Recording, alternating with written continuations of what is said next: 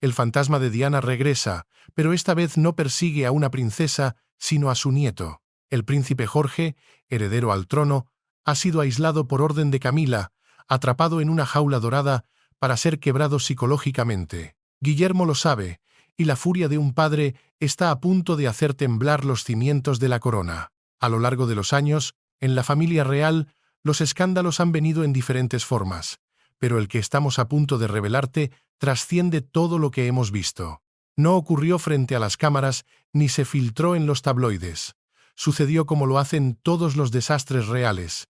Silenciosamente detrás de puertas cerradas, el príncipe Jorge, con apenas 12 años y el peso de una monarquía sobre sus hombros, acababa de terminar su última clase de la semana. La luz dorada de la tarde se filtraba a través de los árboles de Londres mientras reía con sus amigos, ajeno a que su momento de calma ordinaria estaba a punto de hacerse añicos. Un coche negro pulido, con el emblema inconfundible de Clarence House, se detuvo en las puertas de la escuela. La insignia no era de Buckingham ni de Kensington, era de ella. El conductor, con una eficiencia helada, intercambió unas palabras con el director. Momentos después, Jorge fue llamado. El mensaje fue entregado con una precisión clínica. Su Majestad el Rey solicita que el príncipe se someta a un entrenamiento especial. Para Jorge, la noticia fue una chispa de emoción. Adoraba a su abuelo, el rey Carlos, y aunque la enfermedad había fragilizado al monarca, la idea de un entrenamiento secreto parecía una aventura.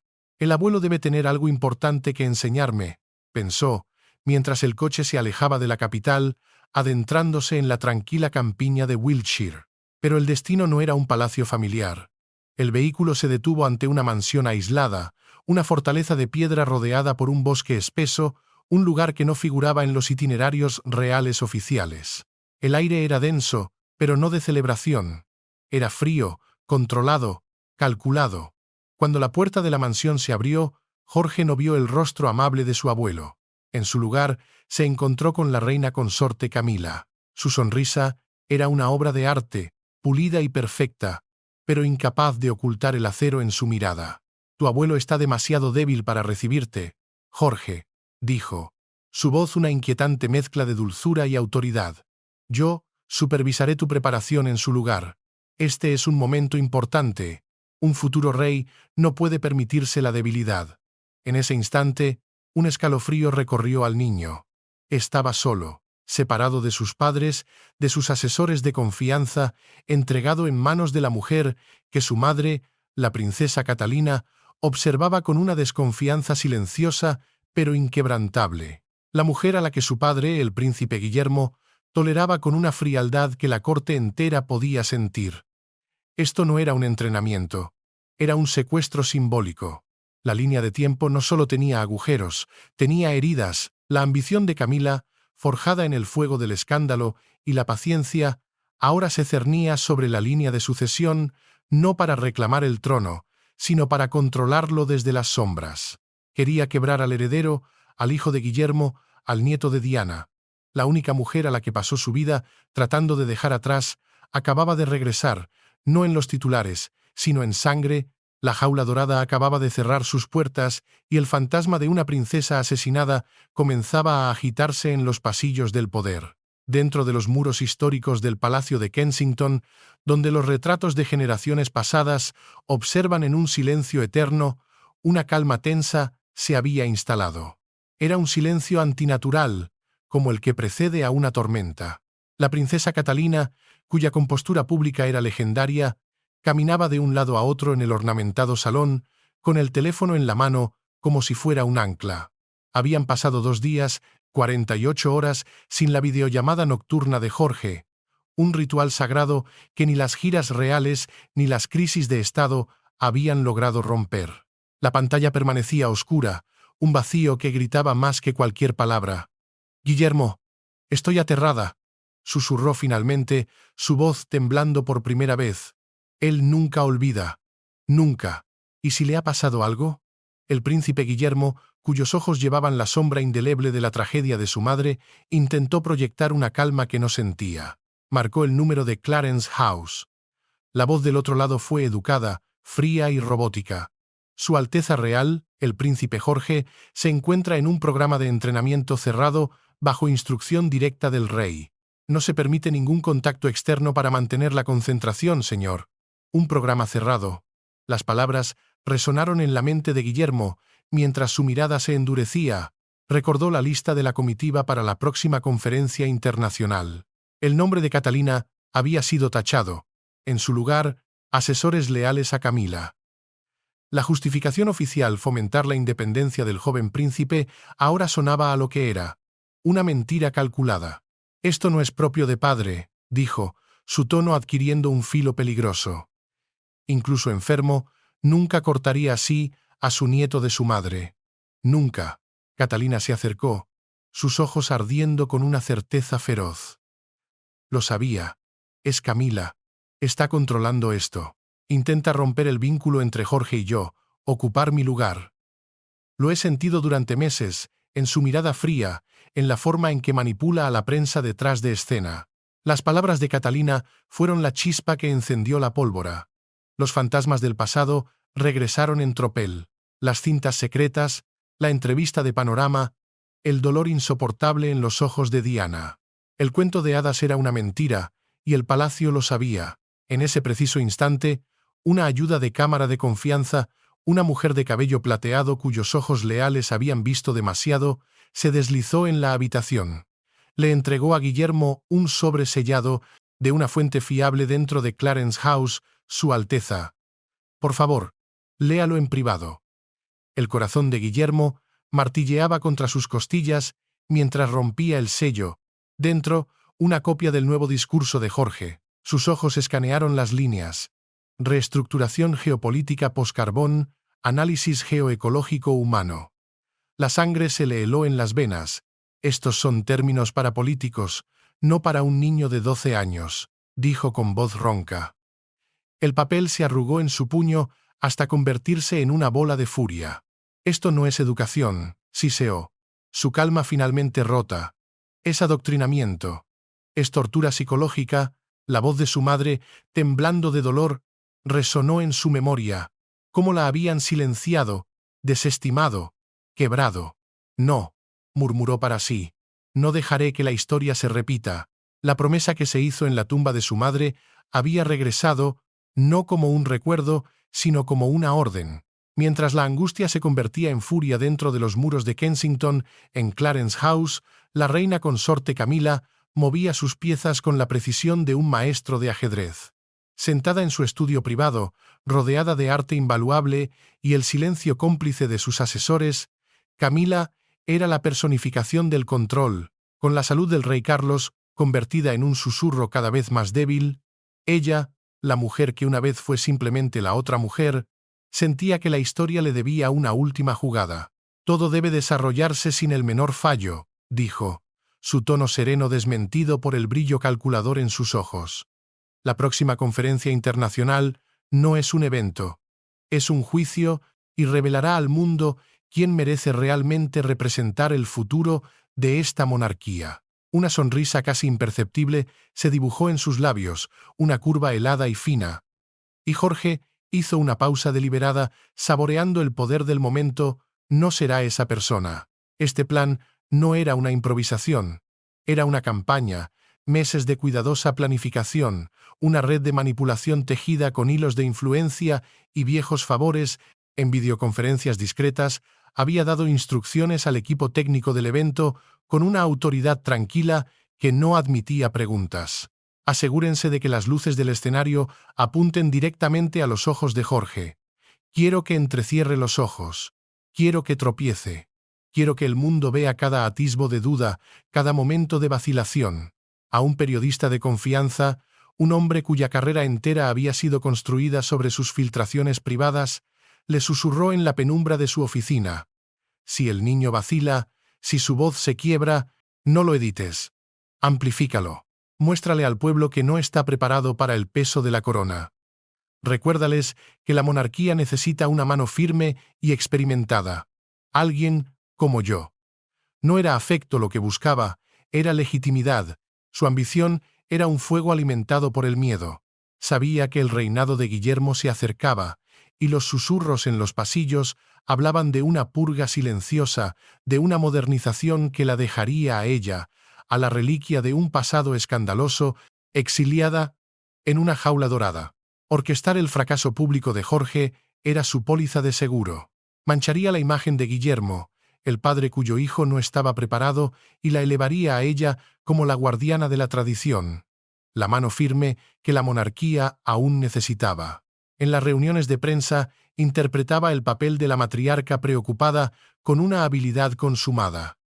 «Me preocupa el joven Jorge», decía, su tono teñido de una falsa inflexión maternal. «Es tan brillante, pero quizás demasiado joven para tal responsabilidad». Sus palabras, como semillas venenosas, se esparcieron por los titulares. Los comentarios en línea se hicieron eco de su narrativa. «Camila tiene razón. Jorge no está listo». Ella los leía con una satisfacción gélida, una reina en su torre digital, sin saber que sus movimientos estaban siendo observados. Guillermo ya había comenzado a seguir el rastro, una tormenta se estaba formando, una que pronto se estrellaría contra los muros de Clarence House, porque el hijo de Diana había aprendido una lección escrita en sangre.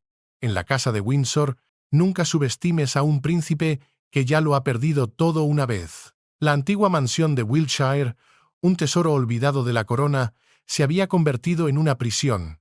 Para el príncipe Jorge, el aire en su interior era denso, sofocante, cargado con el peso de un silencio conspirador. La sala de entrenamiento, una cámara austera amueblada con una larga mesa de madera y sillas rígidas, era su celda. Allí, encorvado sobre una pila de papeles llenos de una jerga política incomprensible, el niño que una vez representó la promesa y el futuro de la monarquía parecía frágil, derrotado, una sombra de sí mismo. Sus hombros pequeños temblaban mientras susurraba a la nada. «¿No ha llamado padre? ¿No puede venir madre a verme? Los extraño tanto». El instructor, un exoficial militar con un bigote gris y una voz como un disparo, respondió sin una pizca de compasión. «Eres un heredero al trono, no un niño de guardería. No vendrán. El protocolo Windsor exige que aprendas a estar solo. Concéntrate. Lee ese párrafo de nuevo». Cada error era castigado con una reprimenda cortante, cada vacilación con una mirada de fría decepción. Desde el amanecer hasta el anochecer, el ciclo cruel continuaba, astillando su espíritu, erosionando su confianza. La duda, como una niebla venenosa, se deslizó en sus pensamientos. ¿No soy lo suficientemente bueno? ¿Quizás están avergonzados de mí? ¿Quizás no estoy hecho para ser príncipe? Su joven corazón comenzó a fracturarse bajo el peso del aislamiento y el miedo. De vez en cuando, la reina consorte Camila aparecía, deslizándose en la habitación como un fantasma pulido.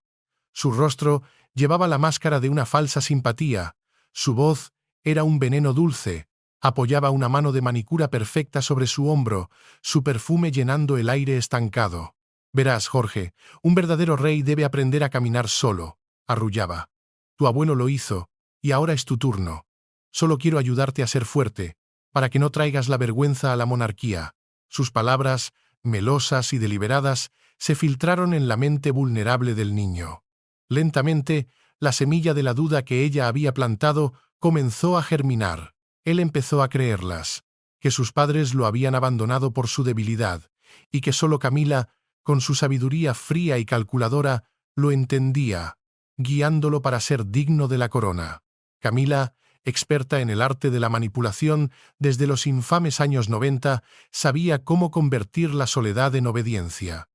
Había perfeccionado el arte de remodelar la inocencia en dependencia. Cuando caía la noche y la mansión se hundía en la oscuridad, el único sonido era el viento que aullaba a través de las antiguas ventanas. En secreto, Jorge sacaba su pequeño diario, un regalo de su madre. Bajo la débil luz de una lámpara, escribía con mano temblorosa: «Hoy cometí 3 errores. La reina consorte Camila dice que debo ser fuerte como el abuelo, pero estoy tan cansado. Mamá, te extraño. ¿Por qué no has venido? Hice algo mal». Las lágrimas manchaban la página, borrando la tinta mientras ahogaba sus sollozos. Estaba atrapado. Su mundo se había reducido a una habitación fría, un instructor implacable y la voz susurrante de Camila. El gaslighting calculado lo estaba rompiendo, empujándolo al borde de la desesperación. La historia se repetía de la manera más trágica, con el nieto de Diana atrapado en una red tejida por la misma mujer que una vez ensombreció la vida de su abuela. Su teléfono había desaparecido. Sus cartas nunca serían enviadas. Su súplica se desvaneció en la oscuridad, sin ser escuchada y sin respuesta. La calma en el Palacio de Kensington se había roto. La revelación del discurso manipulado fue la chispa que encendió una furia helada en el príncipe Guillermo, una furia que había estado latente durante décadas. Ignorando los protocolos y los susurros de sus ayudantes, salió del palacio y se subió a su Range Rover negro. El viento de Londres azotaba las ventanillas, pero no hacía nada para enfriar el fuego que ardía en su interior. «No dejaré que dañe a mi hijo como dañó a mi madre», murmuró, sus nudillos blancos apretando el volante. La frase era un eco de una promesa hecha en silencio hace mucho tiempo. Irrumpió en Clarence House sin ceremonia, sin anunciarse, violando todas las reglas no escritas del decoro real. La puerta de la sala de reuniones se abrió de golpe, revelando a Camila en medio de una sesión informativa con la prensa, tejiendo su narrativa de matriarca preocupada. La sala quedó en un silencio sepulcral. Los periodistas, que segundos antes tomaban notas sobre su maduro liderazgo, ahora observaban al príncipe heredero con el rostro enrojecido por una ira que rara vez mostraba en público. Dejó caer la copia del discurso sobre la mesa de caoba pulida. El sonido fue un golpe seco, un veredicto. «¿Qué le estás haciendo a mi son?», exigió. Su voz, normalmente mesurada, ahora retumbaba con una autoridad innegable. Camila, sentada a la cabeza de la mesa, levantó su taza de té con una mano firme, una sonrisa de acero en sus labios. «Estoy evitando que el niño se convierta en el hazmerreír del mundo». «Guillermo», respondió con una suavidad que era más amenazante que un grito. «Necesita un entrenamiento riguroso para ser digno de su papel». Guillermo dio un paso adelante, su figura alta proyectando una sombra sobre ella. ¿Cortándolo de su madre? ¿Prohibiendo sus llamadas? ¿Forzándolo a recitar propaganda política que ni un ministro entendería? ¿Quién te crees que eres? Su voz bajó a un siseo peligroso. ¿Una verdadera reina o la otra mujer tratando de aferrarse al poder? La estocada fue brutal, precisa. Reabrió décadas de heridas, resucitando al fantasma de Diana en medio de la habitación. Camila se levantó lentamente, su compostura finalmente resquebrajándose. Su voz era baja, pero afilada como un cuchillo. «Un rey debe enfrentar pruebas, Guillermo. Si Jorge no puede superarlas, entonces la nación verá que se necesita otro camino. Estoy defendiendo la monarquía de la debilidad». Los puños de Guillermo se cerraron, las venas marcándose en sus sienes. «Tú no tienes ninguna autoridad para decidir el futuro del trono. Insultaste la memoria de mi madre y a la mujer que no pude proteger. Y Jorge no es un peón en tu sucio juego para borrarla». La habitación estaba inmóvil. Los reporteros escribían frenéticamente, sabiendo que estaban presenciando el momento en que la guerra fría entre el heredero y la consorte se había convertido en una guerra abierta. Guillermo les dio la espalda, cada paso pesado con la determinación de un hombre que ha llegado a su límite. «Traeré a mi hijo a casa», declaró, su voz resonando en el silencio. «Y tú responderás por esto». La fractura que se había abierto en los años 90 acababa de estallar, y esta vez no había vuelta atrás. La monarquía se estaba realineando no por la fuerza, sino por la historia, por la sangre. Tras la explosiva confrontación en Clarence House, el príncipe Guillermo no perdió ni un segundo.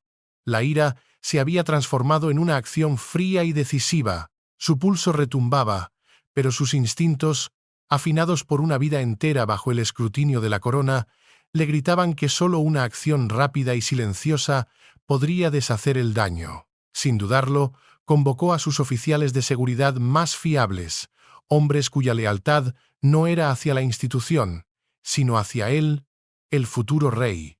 La orden fue directa, intransigente, un eco de la autoridad que pronto ejercería plenamente.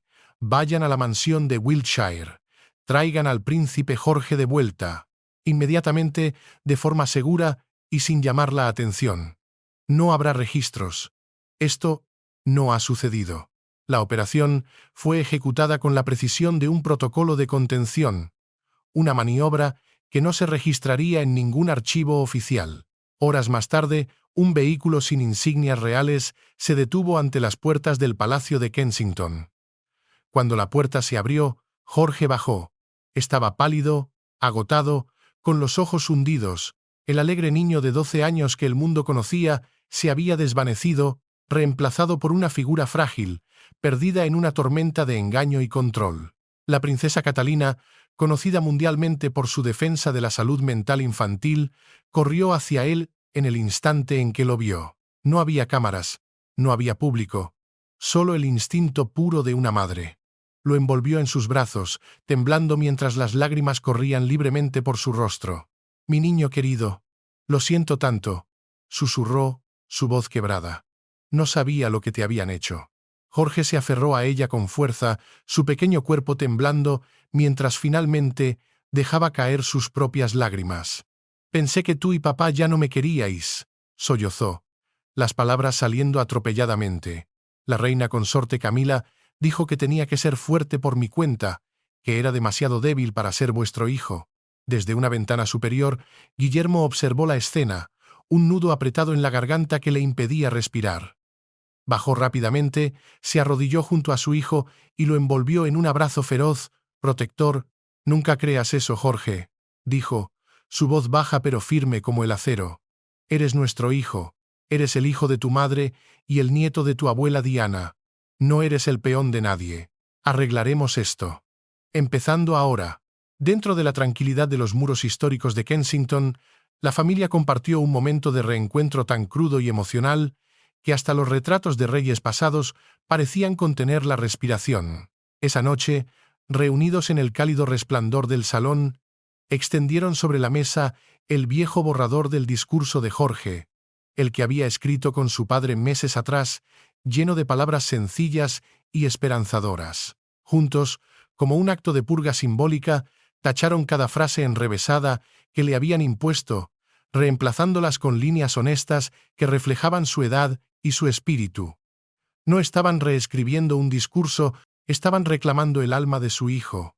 La voz de la sangre, la verdad de Diana, estaba siendo restaurada, y el legado de la mujer que no pudieron proteger estaba a punto de ser vengado. En la seguridad del Palacio de Kensington, lejos de la atmósfera tóxica de Wiltshire, comenzó la verdadera sanación. El príncipe Jorge, rodeado por el amor inquebrantable de sus padres, empezó a recuperar el color en sus mejillas y el brillo en sus ojos. La familia, unida por la adversidad, se dedicó a una misión singular: restaurar la voz del joven príncipe, la voz que Camila había intentado silenciar y remodelar a su antojo. Sobre la gran mesa del salón, extendieron el borrador original de su discurso, un documento lleno de la inocencia y la esperanza de un niño de 12 años. Guillermo y Catalina observaron cómo Jorge, con una determinación recién encontrada, tachaba las frases complejas y vacías que le habían impuesto. Reestructuración geopolítica post-carbón fue reemplazado por un mundo más limpio para todos los niños. Análisis geoecológico humano se convirtió en para que podamos jugar bajo cielos azules sin miedo. Cada palabra que escribía era un acto de desafío, una reclamación de su propia identidad, una protesta silenciosa contra la mujer que había intentado robarle el alma. Jorge leyó en voz alta un fragmento, su voz ganando confianza con cada sílaba. Catalina sonrió entre lágrimas, acariciando su cabello. «Eso es perfecto, mi amor. Ese eres tú». Guillermo asintió con orgullo, sus ojos fijos en su hijo. «Esta es la voz de la monarquía», dijo, su tono solemne. «No el poder, no la política, sino la familia y la esperanza. La verdad escrita en sangre». Dentro de él, sin embargo, el fuego de la determinación ardía. Expondría la crueldad de Camila, pero la confrontación se llevaría a cabo en sus propios términos, después de la conferencia. La paz de Jorge y su momento de redención eran lo primero. El tan esperado día llegó. La Conferencia Internacional sobre la Infancia y el Clima llenó el auditorio de Londres. Las cámaras se centraron en el podio, esperando la aparición del joven príncipe, el niño en el centro de una tormenta de susurros palaciegos. Jorge caminó hacia el escenario, los nervios revoloteando en su pecho. Las luces, tal como Camila había ordenado, eran cegadoras. La multitud, inmensa. Por un instante, el miedo le atenazó la garganta, los ecos de las reprimendas de su instructor resonando en sus oídos. Pero entonces, su mirada se posó en la primera fila. Allí estaban sus padres, sonriendo con un orgullo que era un escudo contra cualquier duda, y notó algo más. El asiento de honor junto a ellos, reservado para la reina consorte, estaba vacío. El nombre de Camila había sido silenciosamente borrado de la lista de asistentes por una orden directa de la oficina del príncipe de Gales. No fue una purga legal, fue una simbólica, y para la monarquía, el simbolismo siempre lo ha significado todo. Ese asiento vacío era un mensaje, una declaración de guerra silenciosa. Fue todo lo que Jorge necesitó. La sangre de Diana corría por sus venas, y en ese momento el nieto de la reina de corazones encontró su voz. De pie en el escenario, bajo las luces intensas que habían sido cuidadosamente calibradas para hacerlo flaquear, el príncipe Jorge respiró hondo. El silencio en el vasto auditorio era absoluto, un vacío expectante. Por un fugaz momento, las palabras crueles de su instructor y los susurros manipuladores de Camila resonaron en su mente, un eco tóxico de su cautiverio en Wiltshire, pero entonces su mirada encontró la de su padre en la primera fila. Guillermo le dio un leve asentimiento, una señal silenciosa que no era solo de apoyo, sino de fe inquebrantable. A su lado, la sonrisa radiante de Catalina era un faro de amor incondicional, una fuerza más poderosa que cualquier intriga palaciega. En ese instante, el miedo se disipó, reemplazado por una calma que no sabía que poseía. «Todavía no soy un rey», comenzó Jorge, su voz temblando al principio, la voz de un niño de 12 años frente al mundo, pero luego creció en fuerza y claridad. «Solo soy un niño, uno que lleva las esperanzas de su familia. Hoy hablo desde el corazón».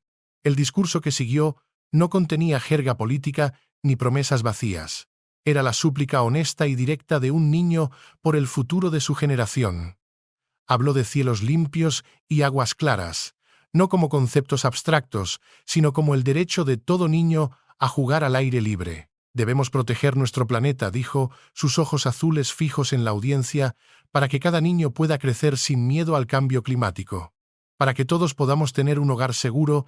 Sus palabras, simples y directas, resonaron con una autenticidad y una fuerza que ningún discurso preparado por adultos podría haber logrado. No era un príncipe recitando líneas, era un hijo defendiendo su futuro. Cuando terminó, el salón estalló en un aplauso atronador, una ola de sonido que pareció sacudir los cimientos del edificio. Los delegados se pusieron de pie, algunos con lágrimas en los ojos, vitoreando al joven príncipe que había encontrado su propia voz frente a la adversidad. Los titulares que siguieron fueron unánimes y globales. «El príncipe Jorge conmueve al mundo», «La súplica honesta de un joven real inspira esperanza». «En un palacio ensombrecido por la conspiración, un niño restaura la fe». Fue un momento decisivo, el triunfo de la sinceridad sobre la manipulación, de la luz sobre la sombra. La imagen de la monarquía, que había sido empañada por la rivalidad y la intriga, de repente brilló de nuevo a través de la inocencia de su voz más joven. Mientras los aplausos continuaban, Guillermo se sentó junto a Catalina con el corazón lleno pero vigilante. Sabía que la batalla no había terminado. Camila seguía ahí fuera, herida, intrigante y peligrosa. Pero ahora, más que nunca, estaba preparado. La victoria pública era suya. Ahora comenzaba la purga silenciosa, el ajuste de cuentas que la historia demandaba.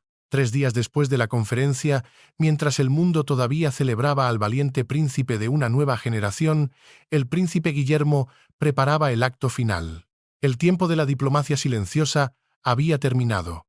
Convocó una asamblea de emergencia del Alto Consejo Real, un cuerpo consultivo ancestral cuyas decisiones se toman en secreto y se obedecen sin cuestionar.